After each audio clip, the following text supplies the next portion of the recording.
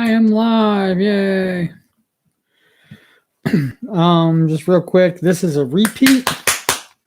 There's something wrong with the video and it didn't download properly, and I tried to re-download it again and that didn't download properly, and it's been since Tuesday, so it is now Thursday, so 48 hours is a little bit too long to be waiting for a video to download and be uploaded. So this is late, but I swear I already did it. For those, I think there was two, maybe three people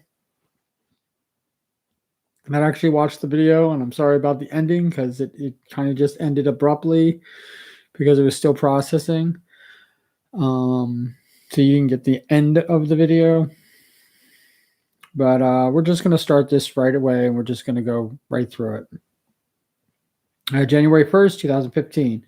Have a wonderful and safe and healthy new year, everyone.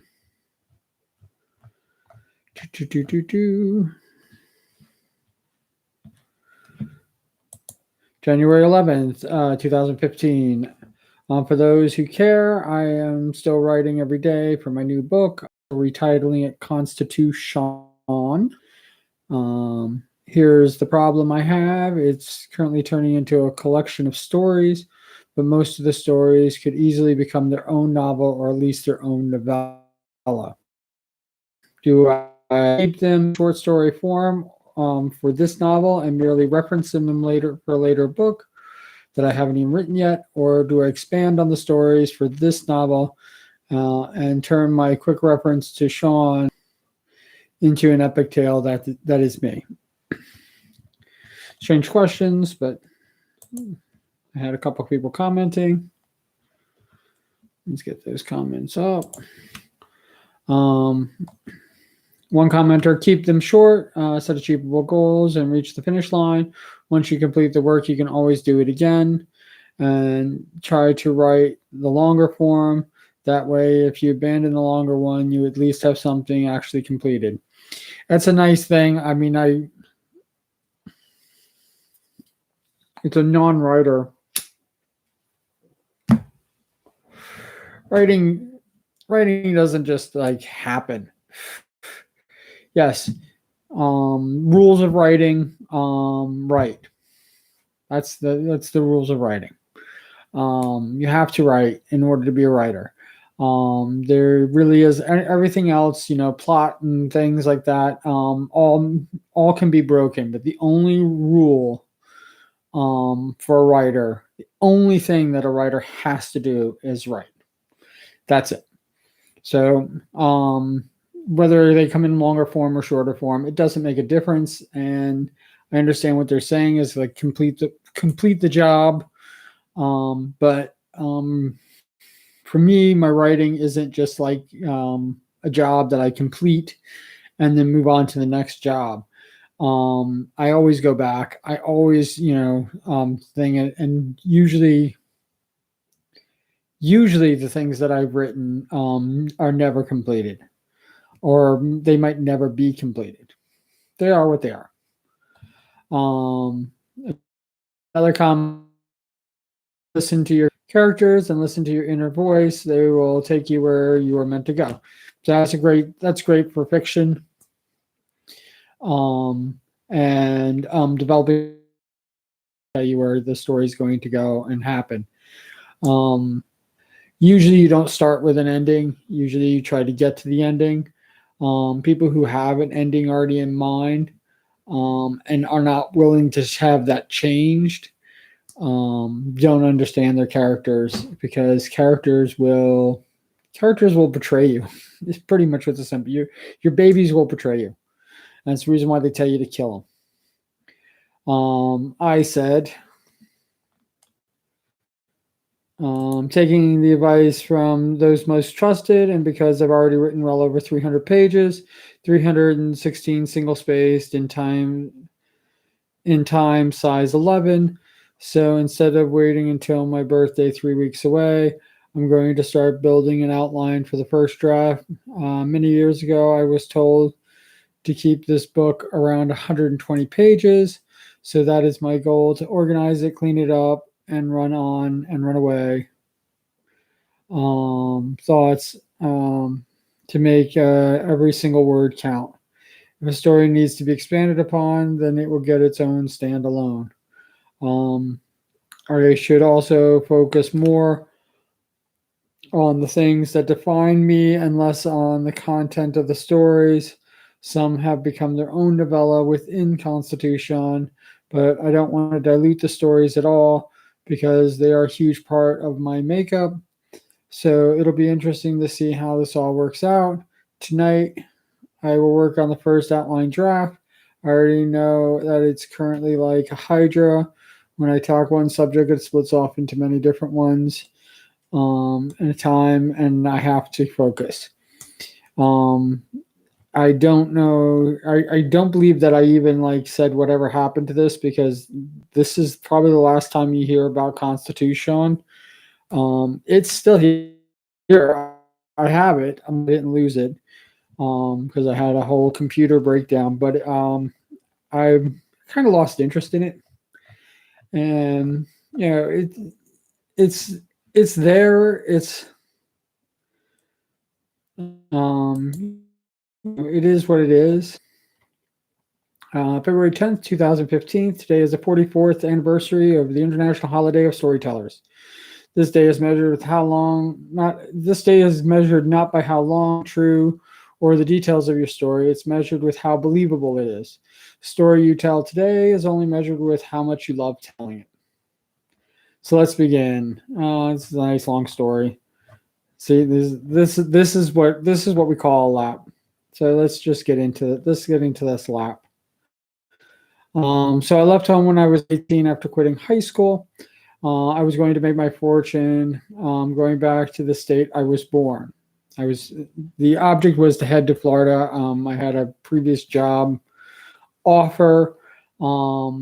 They didn't give me a timeline of when I could start the job or when the job was going to start. And this was in April. When I turned 18, and I was out.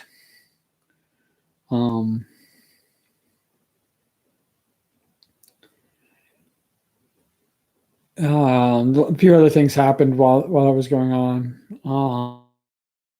I saved a lot of money working as a cook, and I could hardly sustain me for very long.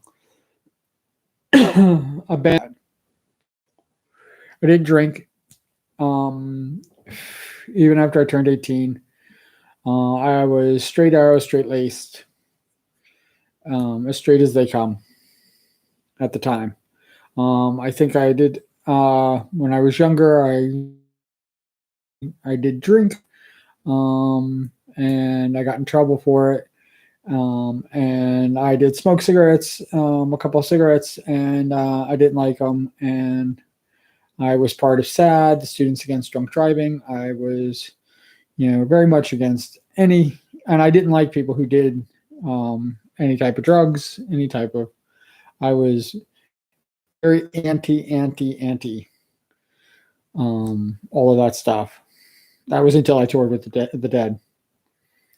So I wasn't partaking in any psychedelics, and I not only became the only driver of the bus, but I also quickly became the only breadwinner of the group, and only knew how to tattoo dancing bears. Even the tattoo artist was pretty zonked out most of the time. So basically, I was holding shop and doing barter. I think I get into that. So only breadwinner of the group. I also learned that our business was almost entirely barter. Yeah, there it is. And after 2 months of living like this and going broke, I had amassed a rather cash shift things. People gave me everything. I was charging $50 per tattoo. They were about 2.5 inches big, and you usually put it on the person's leg. So there's probably like about 75, 80, maybe even 80 people that I gave this tattoo to. I put some on people's backs, one on somebody's shoulder. back of the shoulder, right around here. And yeah, I was a little bit crazy at the time. I thought they looked great, but I think if I saw my work today, I'd be like going, "Oh my god, what the hell did I just do?" Um, most of them were freehand. I did use a stencil and flash, but I got to the point where I was doing so many of them that they one bled into another, and I was doing multicolored bears, and first it was solid one color, and then I'd run out of a color, and I would just change the color in the middle of the thing. They were all colors. Um, almost all dancing bears. I didn't do the Grateful Dead skull. I didn't do anything like that. Just dancing bears. Yeah. So where were we? A large cachet. Um, I wouldn't even know how to begin to describe it. The only thing I knew is everyone else was earning. That to everyone else, my earnings, the things that I made, were free for the taking. So people did give me drugs. People did give me lots. Oh my god, I can't even like. It's hard to imagine everything that they gave me. And people quickly made claims to it. I tried to sell to the people that were in our little group, and they didn't listen to me. They just basically just ignored me. I was just basically making it. Since I couldn't keep the hoard in, since I couldn't convert my hoard into cash, there was only one way to stop the sticky fingers of both the friends that came with and the friends who decided to tag along and become our friends. I began slowly at first and then building up a steady pace of consumption. I just started taking everything that I had massed, and it was a lot. I didn't get very far because the mixture didn't seem to agree with me. The last thing I remember was setting myself on fire and jumping out of the bus to stop, drop, and roll. Yeah, the I was hit by it pretty quickly, and I think I either set myself on fire or I set something else on fire, and I caught fire because of it. So I couldn't even tell you. Like it was probably a dream, from what I understand. I don't remember any pain. I don't remember anything of that nature. And yeah, I jumped out as soon as I was on fire, and I was rolling around on the ground. And that's when I passed out, went unconscious, and stuff like that. So I woke in the hospital with no ID and handcuffed. It wasn't metal; it was the tie straps and the leather straps on the bed. I was like, it's kind of really weird to describe how they had me. They had me like this to the side. There was a nurse. They're not the one you see on TV shows or in movies. She was short, fairly round, and unusually had an unusually large nose, though she seemed to only breathe through her mouth. She asked me my name. I quickly answered with St. John Smythe. She seemed delighted by this fact, and probably because she could change my name from Mr. Doe. I was John Doe originally, so she could actually write in St. John Smythe. She asked me how to spell it. I spelled it. Um, and yeah, she thought that was like the bee's knees for some reason. I thought it was odd, but she seemed to almost be in love with my name because she kept on giggling and then every few seconds snorted, as if almost trying to contain her delight. Fortunately for me, she unbuckled one of my restraints to take my blood pressure, and when she wrote down the information on her little clipboard, she covered her face, I guess, so that I couldn't see her giggling, and then departed the room. So I had a hand free. I was still strapped in, still strapped into the bed with a hand free, and I was basically trying to figure out how to get out of everything. When she departed the room, what I'm forgetting to mention is that I felt like a ton of elephants were dancing.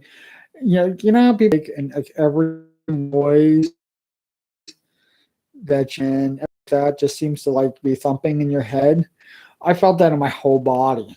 My whole body was like boom, boom, boom, boom, boom, boom, boom, boom, boom, boom. My heartbeat, boom, boom, boom, boom. Like every sound around, even her gig. It's probably why it annoyed me so much, and maybe that's what she thought was so funny is that basically I was like cringing every time she talked to me when she put the sleeve, the blood pressure sleeve on me.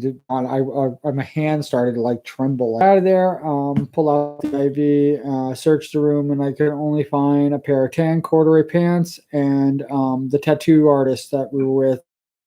I saw his leather jacket. It had Iron Maiden's Killer cover on the back of it, and that's what I was wearing. No underwear, no socks, no hat, just a no shirt, a leather jacket, and some corduroy pants that I didn't even recognize. They weren't mine, and there were police officers not exactly outside my door, but close by, and I just turned and walked the other way. After getting lost inside the hospital for about a half hour, I found an exit. I was barefoot and broke and mad as hell. After walking seemed like forever, a creepy guy, and a guy pulled up, and he was creepy. Asked me where I was going. I told him I was going to the Dead show. I can't even remember the field. It was in a field. I want to say Palmer's Field so freaking badly, but it wasn't Palmer's Field. I can't remember the name of the field. He then told me I was going the wrong way, and he offered me a ride. I don't know if he saw me roll my eyes, but he certainly heard very large sighs of what else could go wrong. I surrendered and took the lift, even though I knew he was probably going to kill me, eat me, and scalp me and wear my hair. So he didn't have to do this bad comb over anymore. Nope. And even though he did all the talking and he asked me some very uncomfortable questions, it was a good thing he wouldn't stop talking because I didn't really want to answer anything anyway. He drove me straight to where the Dead were playing, and he even gave me $200. Can you imagine? What a nice guy. He gave me $200, and here I am. I just told you what a horrible. My impression of him was so horrible, and he even gave me $200. Now where can I find these so-called friends of mine in the sea of hippie madness? I don't know how I did it, but I walked straight to them. They acted like I wasn't even gone. And they were already talking about how insane I was and how they dropped me off at the emergency room like a dead body and then drove away. They also managed to sell off my little treasure trove, and we actually turned a profit. And the funny thing was, the entire time I toured with the Dead, I didn't even see them play once. Then I ended up back in New Jersey. Usually when I tell this story, I usually say, because the direction that I was headed in was Florida for this job that I didn't know if I even had anymore. What I never mentioned is that instead of continuing with the Dead, who were we in Florida? I think we were just in Georgia. They played in Georgia, and they were actually heading to Florida. Instead of me heading the rest of the way to Florida with them, I gave up on touring with the Dead because I don't know, I think I could last. And I basically went home. And the only place I knew as home was New Jersey. So I was back in New Jersey.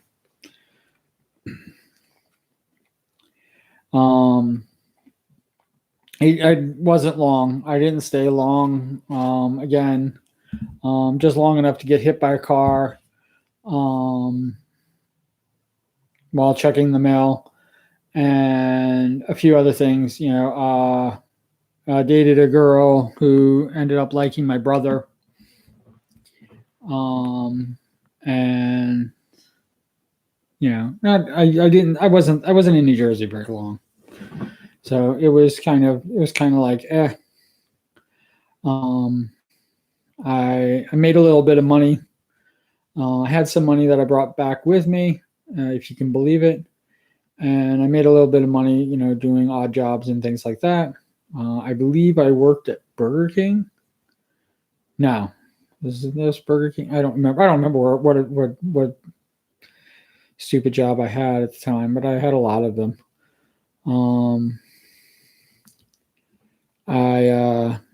I then quickly just, the job was still in Florida and it was still being offered to me. So I then headed back to Florida. I think I needed a little bit of help from friends, and two other friends of mine who are transferring as National Guard reservists to Florida. And that's where they were going to be stationed as national. I didn't even really get into the whole thing, what their story was, but it wasn't long after that I cut my hair. I grew my hair out at the time, and then I basically shaved it all off to a nice short, cute type haircut. And then I was back in Florida, and that's where I was going for the job. I don't think I'm allowed to even say what the job was, but most people know what I did when I was in Florida, so we'll just leave it at that. If you know me at the time, you know that what I did in Florida.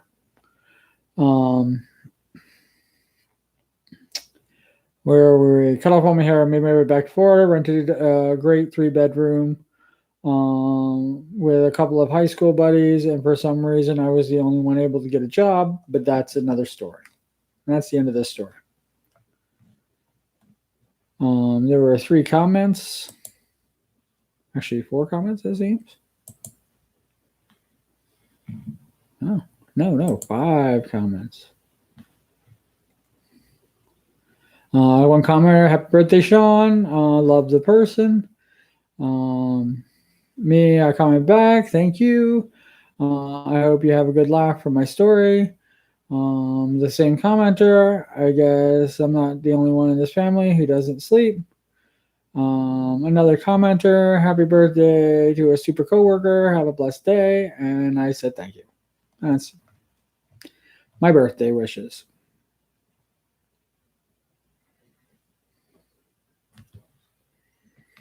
Also February 10th, 2015. What a nice birthday present. I don't need to really get into Marvel announced on my birthday that Spider-Man was going to join the MCU. I thought of it as a nice birthday present. That's pretty much all it is. Don't need to get into that. No.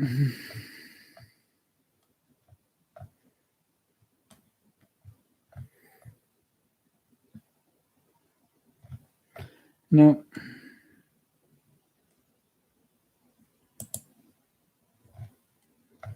Here we go. We're going to just skip all the way down to April 23rd. And all the other posts are basically just me doing silly things and not really posting.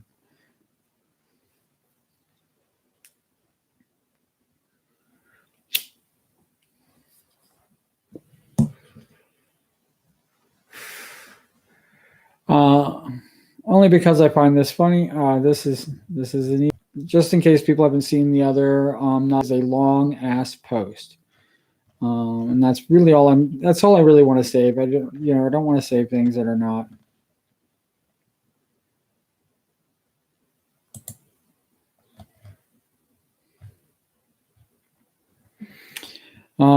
This one has an actual video onto it, but it actually talks about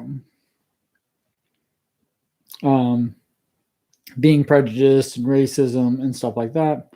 So it's called the late 70s anti-prejudice PSA.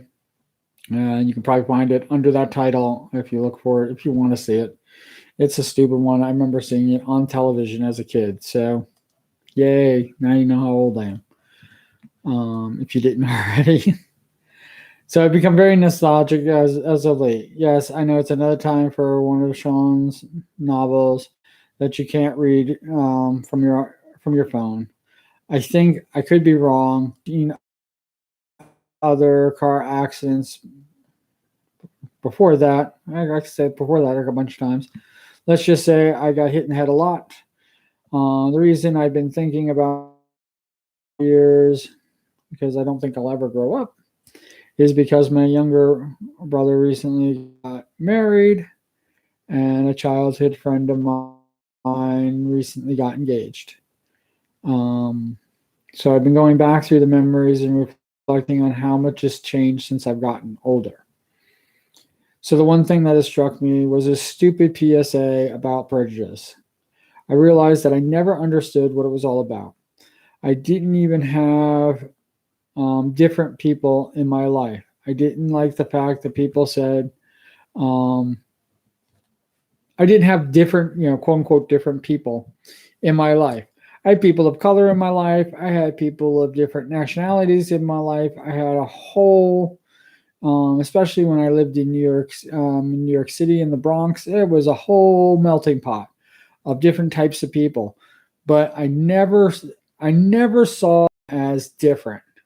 I grew up, and when I actually discovered that was happening, it changed my view of things. Because I used to think that it was just money.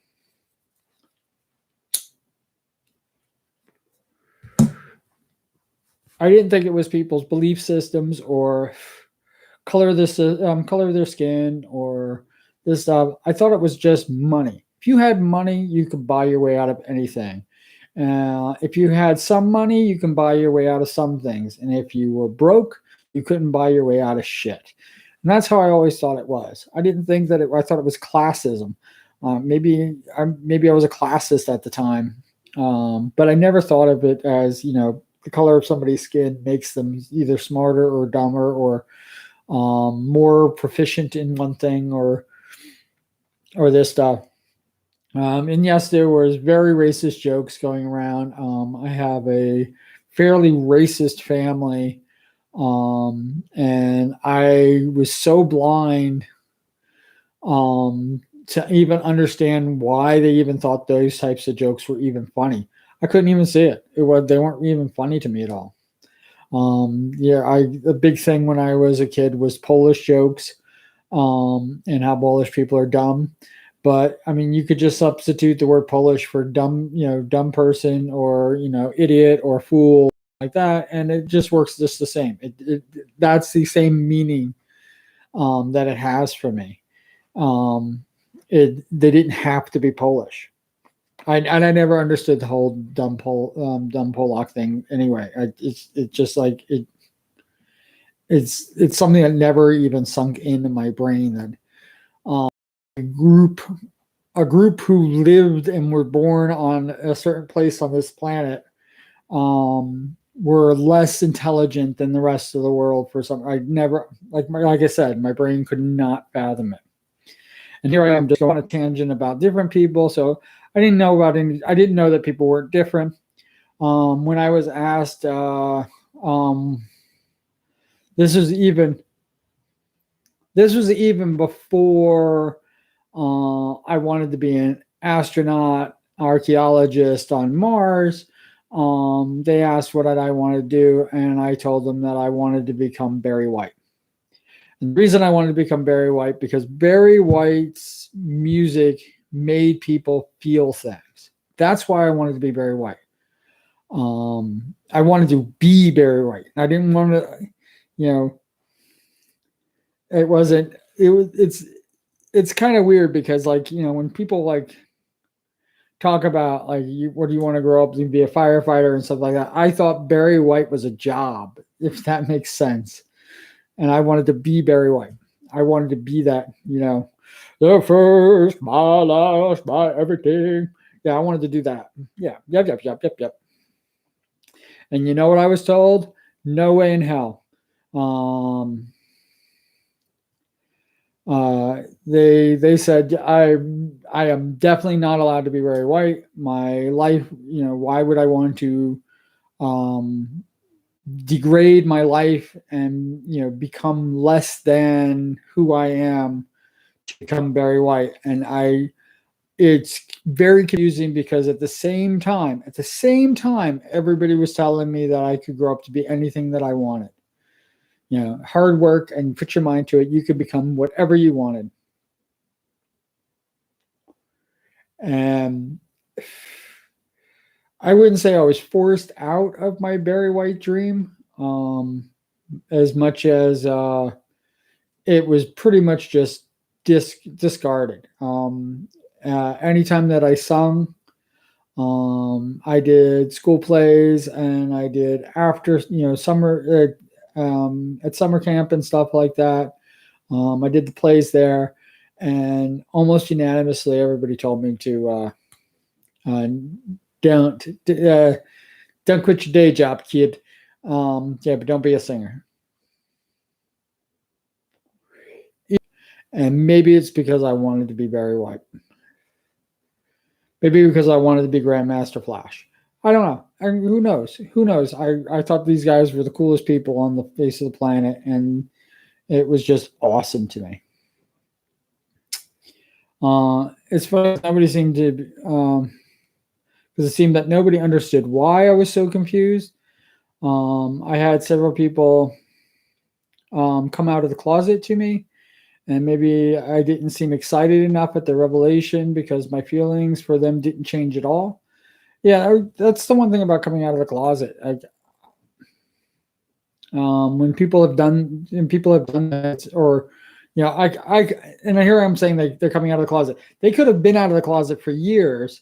It's just that finally they're revealing this to me, and I don't know, I don't know if they were expecting me to think of them as something different. For the most part, with the exception of one person, and it's only because I was 13 years old at the time. That I when I was 13, I didn't even have a sexuality, so I don't even know like how people could know.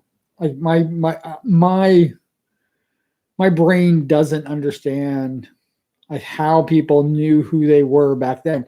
And believe me, I think that that's amazing that people can know who they are, even back then, because like I didn't. It took me even after I think I was 23, 24 years old before I actually realized, who Sean is. So and I'm still discovering things about myself that I didn't even know before. But I've had a bunch of people come out of the closet to me. I've had people I've met, basically telling me I'm the first person that they've told, and they were just testing it out, as it were, or they were trying to find out whether I was gay too. And never really been gay, but I don't really consider myself straight either. So it's kind of like a really weird thing. I like the understanding or empathy. That for them everything had changed, and that's what I don't. That's where my empathy. I always felt I'm a fairly empathic person, but when somebody came out of the closet, I didn't change, but they are either changing or they have changed already, and this is a different person standing in front of me, and I see them as just the same. It's a little disconcerting. I remember when and this is from here. I remember when I introduced one of my girlfriends to my mom, and her only comment was, "Isn't she a little dark for you?" And I didn't have the comprehension that my mom was just making a bad joke. I was enraged. I was ensconced at the fact that she would say something like that. And when I actually finally did get engaged to a woman, and she's white everybody was like going, oh, Sean's normal. And I don't know. It's just always like, I don't have kids, so I'm not part of the Breeders' Club. Yay, you. I fooled you all. At a point here, maybe there never was a point in the first place, except that my level of understanding, which is mainly confusion, hasn't really improved since I was 12. What everyone else seems to change, not really improve, more like it's been put in a box and properly labeled. For some, that's a vast improvement. Yeah, I am not a person who puts things in boxes and hides them deep down and puts them away, or closes that chapter of my life. I always joke, and it's actually true though, even though it's a joke, that I hold grudges, and I hold grudges from the people that have stuffed me in lockers when I was in grade school and stuff like that. People who've beaten me up. I have a tally, and these people aren't even in my life anymore, so I don't think about them too much. But I still hold that grudge. If I came in contact with these people again, it would not be, hey, long time no see. It would be like going, yeah, I think we're going to have a fight now. Or I would just throw a punch. I don't know what I would do if I came in contact with these people again. But people have hurt me, and people have taken advantage of my kindness and all this other wonderful stuff. And I hold grudges. Very few have made amends to me. Very few people in my life. There's even fewer people in my life that have never taken advantage of me, have never taken advantage of my kindness, that have always been either there for me or have always known that it's not I don't do tit for tat, I don't do favor for favor, but if I need something, they're there for me, and if they need something, I'm there for them. That I don't hold grudges about, and I do keep it on that that people have done good things for me.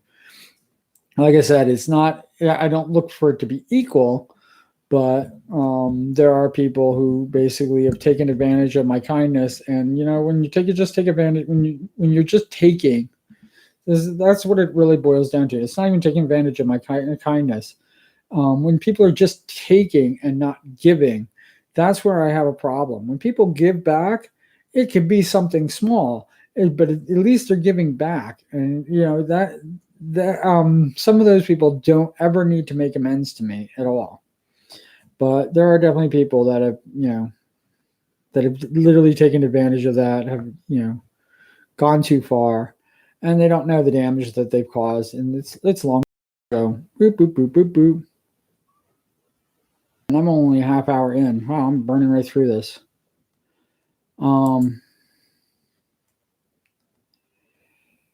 This is this one has a lot of comments to it, and even the next one doesn't have any more comments to it, and it's another long ass post. I think people got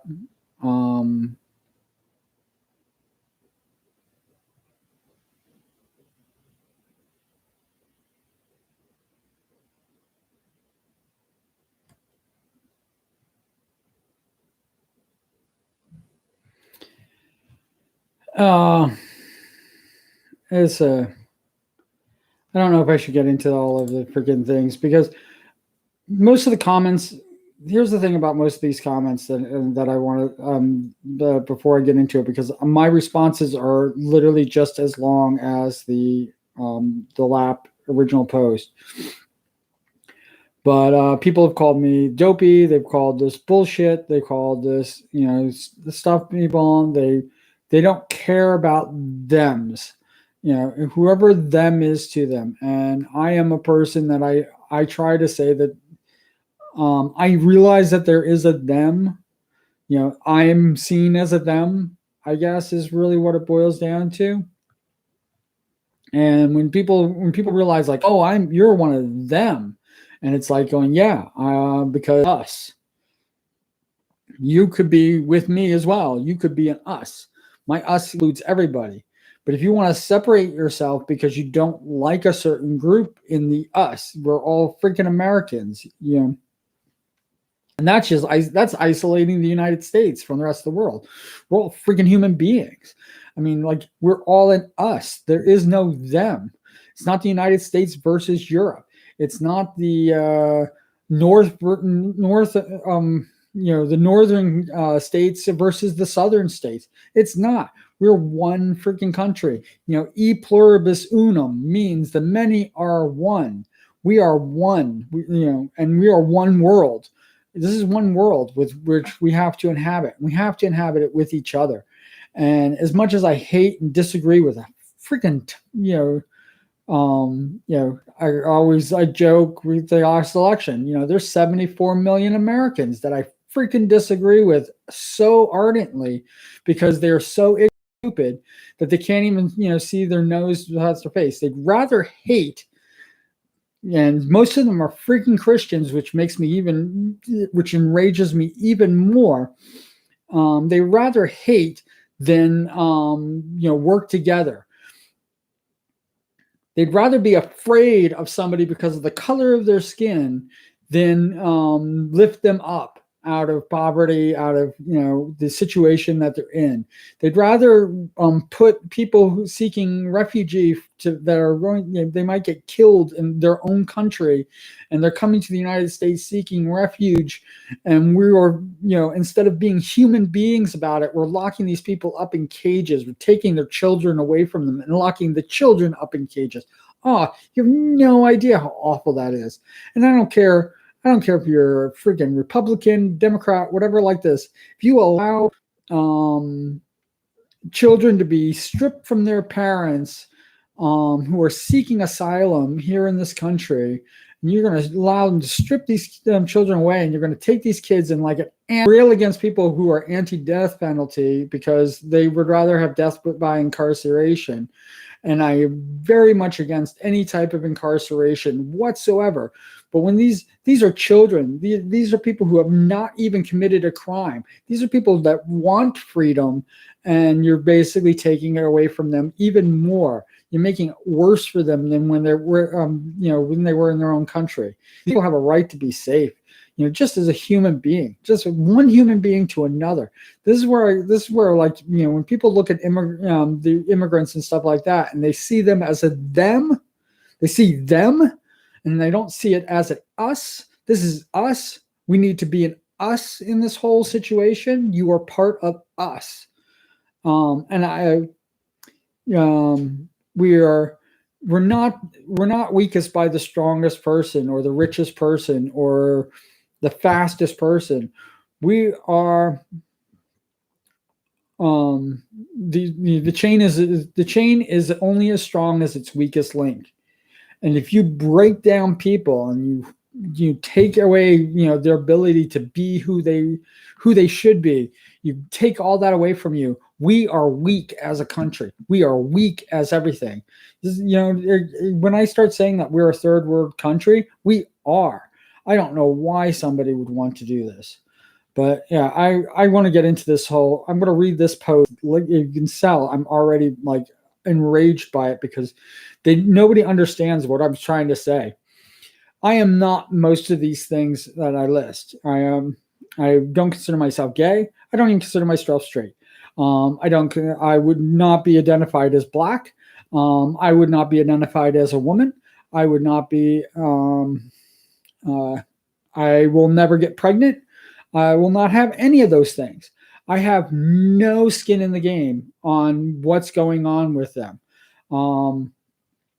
It's like the Black Lives Matter movement. I support the Black Lives Matter movement, not because I like black people. It has nothing to do with it. It's because we are treating these people so differently that they have to say that we matter in this situation because we've not mattered for 400 years. You have no idea. Like people, like their brains don't function right. They're like, oh, all lives matter. That's bullshit. It's bullshit. Black lives need to matter. Because if Black Lives Matter, that means that the white lives matter is, it's the Black Lives Matter as well. If you acknowledge that the Black Lives Matter, that means that the white lives matter. That means that the brown lives matter. That means that the yellow lives matter. That means that all these lives matter because you can acknowledge the people we treat the worst as a country. We treat them the worst. I mean, they can't even get pulled over without getting shot. They can't even, the police are so afraid of them that they're basically drawing their weapons immediately upon seeing them, no matter what the situation is. It's insane to me.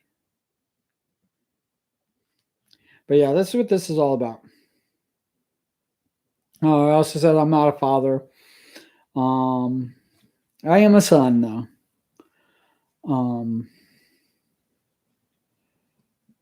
But that fought in the Civil War, that fought both the North and the South. So, what does that make me? So we're going to bring that up. Yay. But I have no stake in the Confederate flag. It belongs to a country. That flag itself belongs to a country that never existed. It's fiction. It's a fictional country. If I was to wave the Klingon flag, the little cross and stuff like that, I think I have a Klingon. I don't have my Klingon flag around here somewhere. A Klingon symbol. I thought I had one I could just grab. I'm wasting time. But the rainbow flag. The rainbow flag to the LGBTQ RSCWLW, whatever their letters are. To that community, that the rainbow flag means something to you. But if you're not part of that community, what does that rainbow flag do to you? It does nothing. It doesn't make you gay. It doesn't make anything happen. I mean, if you are a closet homosexual and you're trying to basically stifle that because you think God will hate you because he made you gay, just so you know, God created you. God created you exactly as you are. You know what God said? He said he loves you just the way you are. Oh, well, look at that. Why don't you be who you are? Why do you have to hide? Why do you have to pretend? I always thought about this because when I wanted to be a priest, this is something, here I am just going to get away from, I hate the whole conversation. And I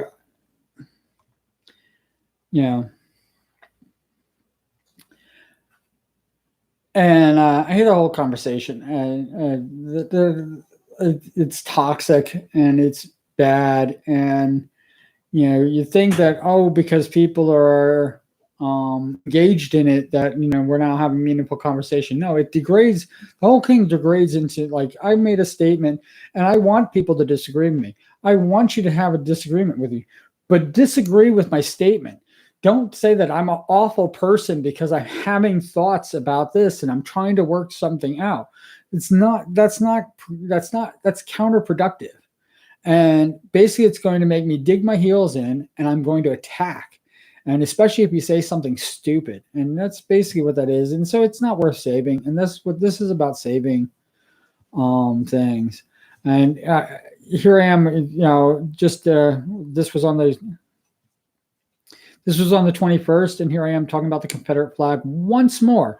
See, this is what makes me crazy, is because here I am, somebody said that I was an advocate for the Confederate flag. And I have no skin in the game. I don't care about the Confederate flag. I could care less. I know that it matters to people. That's about all I know. And just like marriage equality, I know that two people of the same sex, if you can consider people of the same sex, but two consenting adults, no matter whether they're man or man, women or man, women or women, whatever they are, they love each other. They should have the right to do that. I have no skin in the game. I'm not be the one getting married to them. I have no stake in the game. I don't care what benefits they have, especially if one of them passes, and they can leave everything to their spouse. I don't. That is no bearing on me. But I know that if somebody told me I couldn't do that to the person with the person I love, that's where I stand up and basically go, whoa, whoa, whoa, whoa. That's what you're saying. That you don't even see it. You don't even see that in your brain. That this is where everybody gets mad at me about it, because they hate the thems, and they're always those thems are going to do something horrible, and it's like going, no, you've no understanding it. That's inside you. That's the thing that you should be most afraid of. Having that, I have it too. I'm not like some pure fucking saint running around talking about all this wonderful stuff. I have it as well. I fight it tooth and nail, and that's the reason why I think it makes me even madder when people basically tell me like, oh, you're a freaking racist, or they try to bully me into freaking joining. Whew, whew, whew, whew. So yeah, I don't even know if I should even continue. We're about at the hour mark anyway. And these, here I am going to get into more thing. The second post that I did 3 days later. Basically, I basically beat them out of making comments because they knew that I was going to respond, or they basically just gave up. And I think people like quit being my friend and stuff like that. So there's a question: what would you be willing to sacrifice of yourself so that you can impose a belief on another? Examples: give up the right to own a gun so that homosexuals are second-class citizens, or treated as second-class citizens, to make owning a gun illegal. So would you give up being able to have marriage equality so that you can take guns away from people? Is basically what I'm just saying. Or vice versa. Would you give up your gun so that you can this? Would you give up your gun so that women cannot have an abortion? Would you give your gun up? Stuff like that. Or would you want to make abortion illegal so that people would have to give up their guns? Stuff like that. There is nothing, even incarceration. I'll even put that on the table, and I don't even mention that here. There, So, but we are still live. So, yay, we're still live. No comments. I didn't expect anybody to comment because I'd be actually posting it.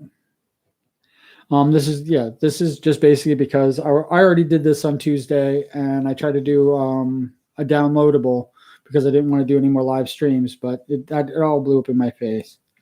Yeah, I think what I did back here is just wrong, but going back to what I was saying. But yeah, what would you give up? And I look at that, and there is nothing in my life that I would basically give up. There is no freedoms that I have that I would give up to impose or to take somebody else's freedom away. Have a freaking automatic freaking weapon. I don't care if you not having an automatic weapon means I can't vote, or I am I'm treated like a second class citizen because I voted Democrat in the last election. If that's what it takes, I would not give those things up. I would not degrade my position in order to take somebody to lower somebody else's standard down. I'd rather lift them up. I'd rather educate them. Education is the best thing. And it's like those stupid fucking statues. It's like the freaking Confederate flag, everything else. if somebody was flying a Confederate flag here over my city hall in my town in the North, I would definitely have to object to it. I would definitely write to the mayor and the board of governors and all the other freaking people. I would even write to my governor himself, and I would be like going, this is unconscionable. We need to put this to a vote. Why wasn't this a vote so I could vote against it? And if we did vote on it, and the town that I live in said, yes, we're freaking ignorant freaking bastards, and we believe that the South shall rise again, I'd be like going, I am living in the wrong freaking town. It is just the way it is. Find the people that, should have been voting and, try to make it happen. I could do that. Or I don't need to, you need to worry about that.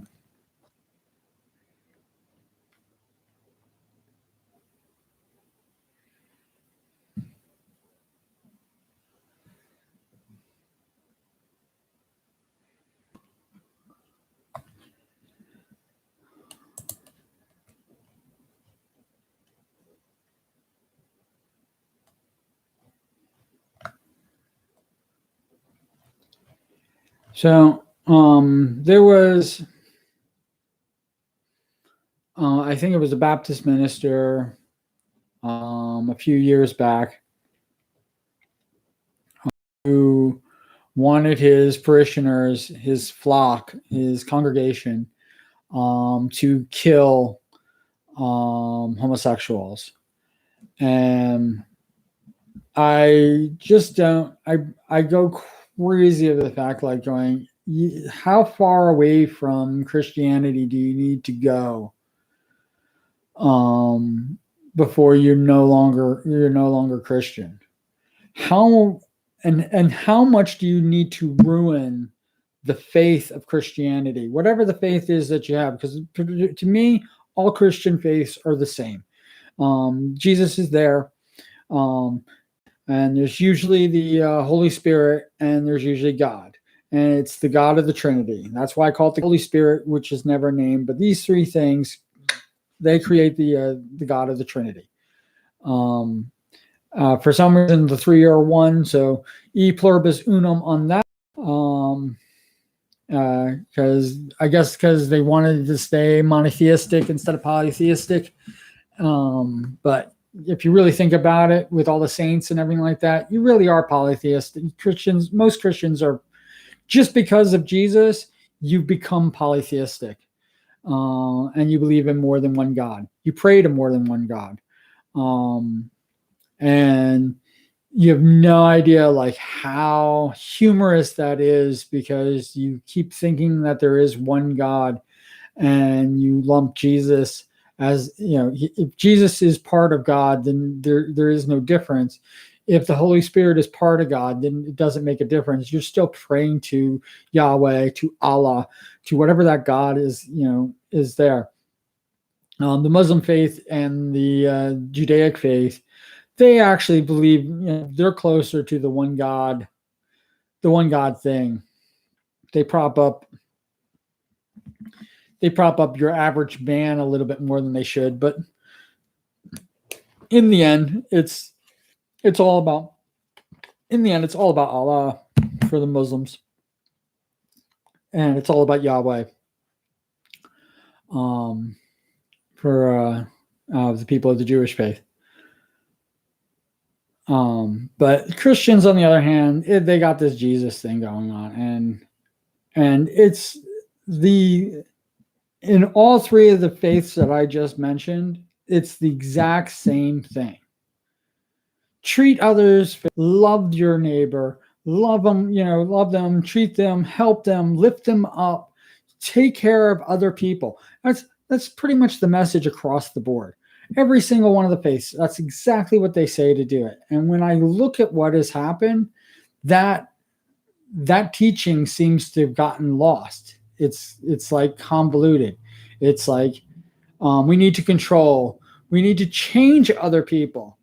We need to fear other people. We need to, whatever the fuck that people want to do. And people use that as their faith, and it is disgusting. And it's, the KKK is a Christian organization. And, so when you talk about ISIS or Al Qaeda or, things and you consider them Muslims, that's when you think Christianity, you can think about the how you expect me. How does any Christian expect me to want to be a part of that hate? How does it, how would that even be possible? Do you think that the hate that you're harboring, the mistreatment of other people, and you're obviously not asking for forgiveness because you continue to do it, but let's just say you did ask for forgiveness and then you continue to do it. Do you think that that's right? Do you think that there's a place in heaven for you to treat other people so awfully and then basically say, "Oh, God forgave me"? No, God doesn't forgive you continuously. You don't understand how that works. It's your actions are what's going to grant you forgiveness. The things that you do are going to be what's going to give you forgiveness and your pathway to heaven. And all I know is if that's the heaven you want to go to, I don't want to be there with you. I don't care who you are. I don't care. There are people that I love more than anything else. But if that's the path that's going to take them to heaven, and if that's what they need to do to get into heaven, I don't want to be there with them. I want to just be me. I dare God. I absolutely 100% dare God to accept me for who I am. I dare him. I have not heard from God. I don't know what God's thinking. I don't believe that the works of the Prophet Muhammad, the Bible, or the Torah, or any the Sumerian carvings, the Dead Sea Scrolls, whatever you want to friggin' say is your where you get your faith from. I don't believe any of them were divinely inspired or written by God. I think they're all flawed. I think most of them, when they were written originally, were of their time. I think when they were rewritten, they were written of their time. And I think even the Good News Bible that's been rewritten today is of its time. It's interpreted and it is made to fit into more of the 80s, type of style. Am I done yet? No, I'm just about. We're going to end this soon. And we're going to end this. We're going to end this of the preachers. June 26th, 2015, we're going to end this. I'm just going to finish up my closing statement. I don't even know where Novel Ideas is going. I don't even know. Reading some of the comments, I realized that I need a better group of people to comment. I need people who are willing to be engaged. I need people who are not afraid to speak their mind, their opinions. People who are either exploring who they really are, or know who they really are already and have already done that journey and are basically just improving on themselves. Those are the people that I want as people, as those people who I want as my friends.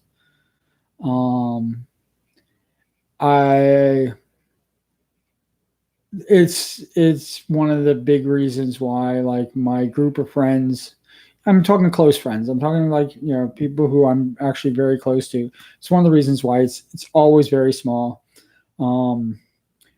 I I might be too much of a fighter. I might be too aggressive. And when people usually first meet me, they think of me as this shy, demure, not very engaged person, and then they get to transition.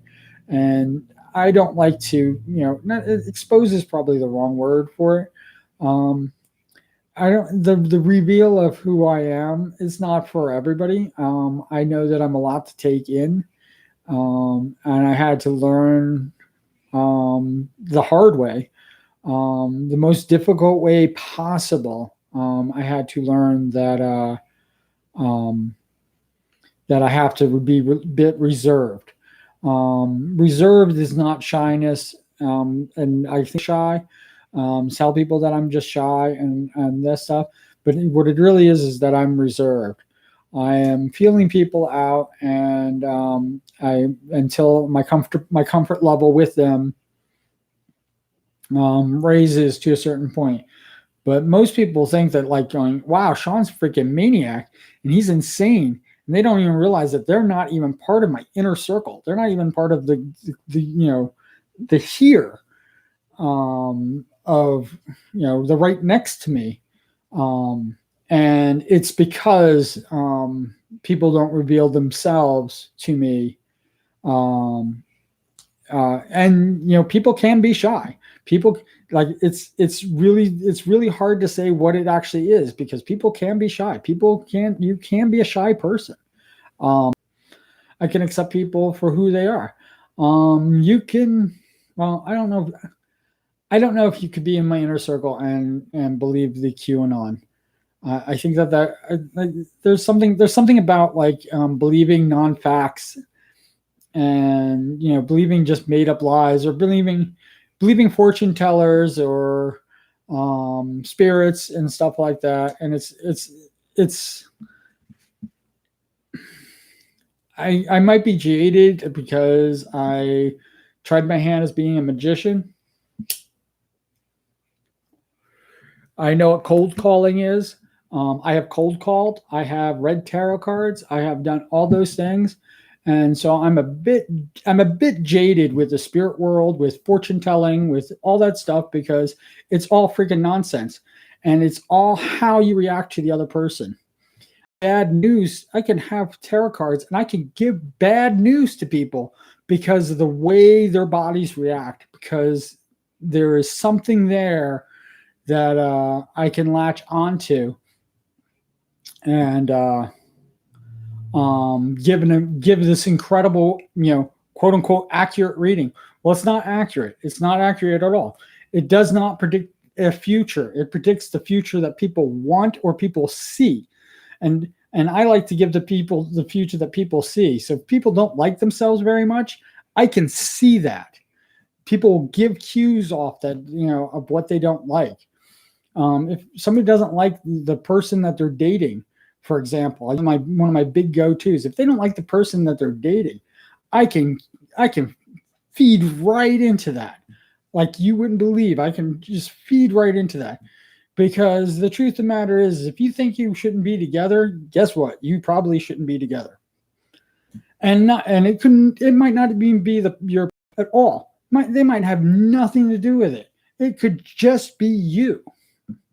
If you need to see what your partner has on their phone, or you need to go through freaking their personal stuff, and basically take instead of ask for it and see if they will give. If you need to take it with them,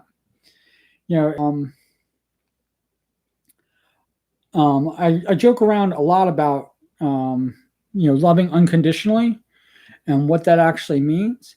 And I don't. You have to love you when you love somebody. You have to love them no matter what. But that's your love. I it's so easy for me to see it, and I think that it's really difficult for people to see it. What you expect from somebody else is their love, what they're willing to offer.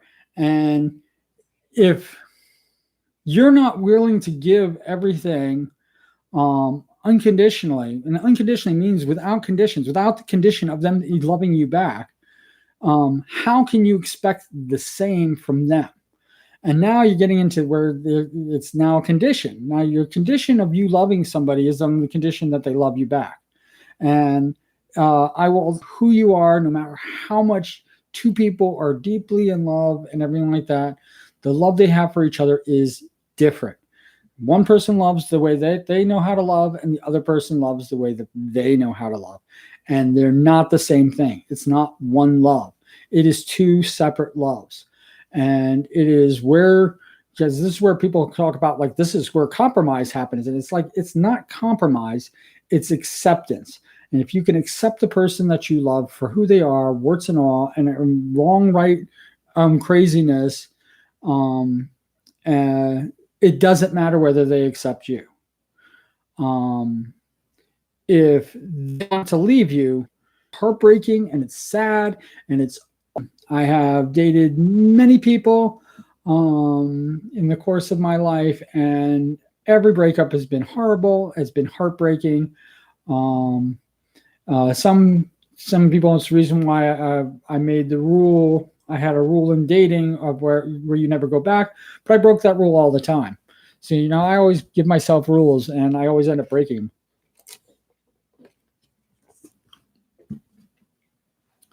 So, what good are rules? Or what good is a rule if you can't be broken? But I'm going to end this here. I'm going to claim June 26, 2015. And that's how we're going to do it. That's where we're going to start. The next time we're going to start at June 26th. Like I said, I can rant on forever and ever and ever. And, there are definitely posts that make me go crazy mad. And I'm sorry that you guys missed the last one because I went off. I didn't even get anywhere near this far. I think I got a few posts there, but I did skip that. I did skip that whole freaking toxic section. So I'm sorry you're missing the toxic section, and I'm not going to include it. It's not worth it. It's not worth even keeping a record of it because it's just a waste of time and a waste of space. And I don't want to spend any more time on it than I need to. So I hope you guys are all having a wonderful night and cool beans. All right. Take care.